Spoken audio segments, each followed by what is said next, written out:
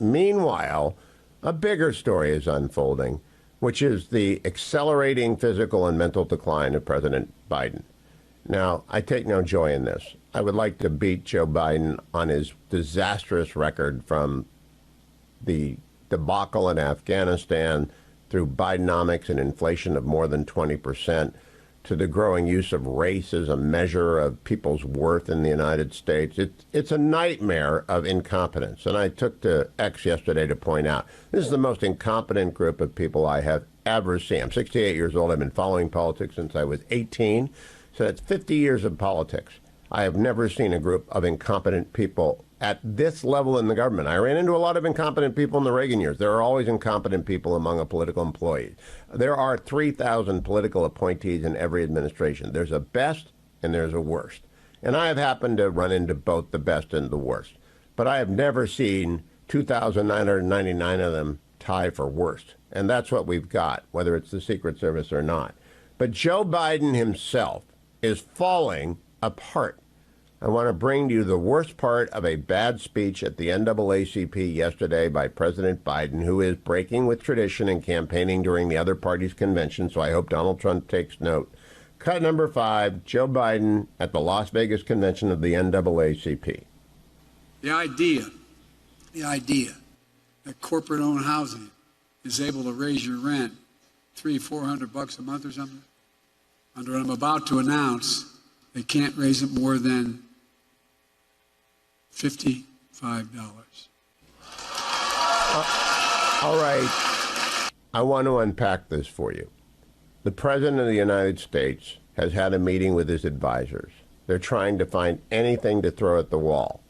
They're talking about, and they will be unveiling an attempt to legislate term limits for the Supreme Court, unconstitutional on its face, to legislate an ethics code for the Supreme Court, unconstitutional on its face and a made-up dilemma. There is no problem there whatsoever. It's all just Sheldon Whitehouse fever dreams. That's just normal.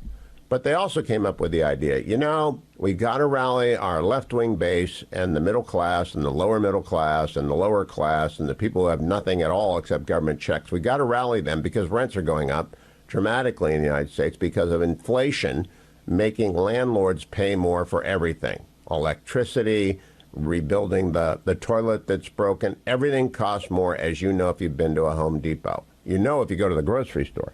So landlords, of course, are passing along as much of that increase in their cost as they can to renters without destroying their occupancy rate. So Joe Biden and his advisors hit upon a scheme.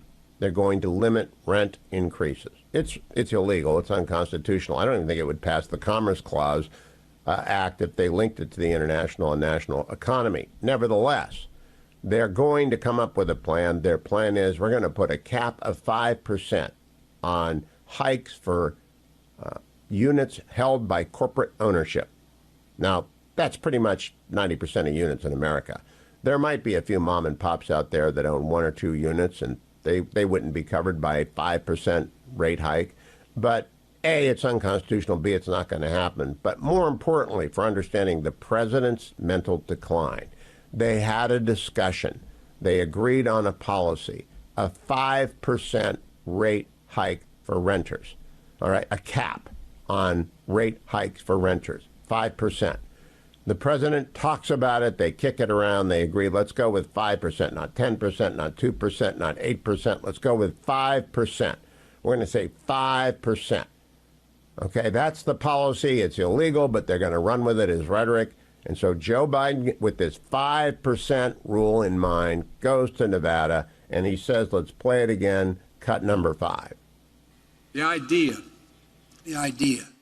that corporate-owned housing is able to raise your rent $300-400 a month or something, under what I'm about to announce, they can't raise it more than $55. He can't read it. He has forgotten that it's 5%.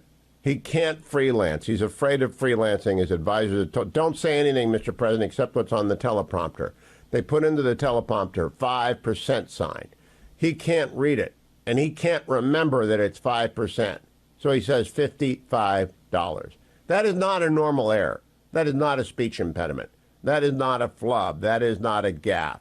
That is mental decline in real time. We can't reelect this man, and they ought not to renominate this man, but the Democrats are afraid of stepping up and saying so. Where is Barack Obama? Where is Nancy Pelosi? Where is Hakeem Jeffries? Where is Chuck Schumer? Those are the four leaders of this party. They ought to all get together and say, we call upon the delegates to nominate somebody else. They could even endorse Kamala Harris if they'd like and let her have clean hands. But they can't let this guy run the country for the next. They ought to invoke the 25th Amendment.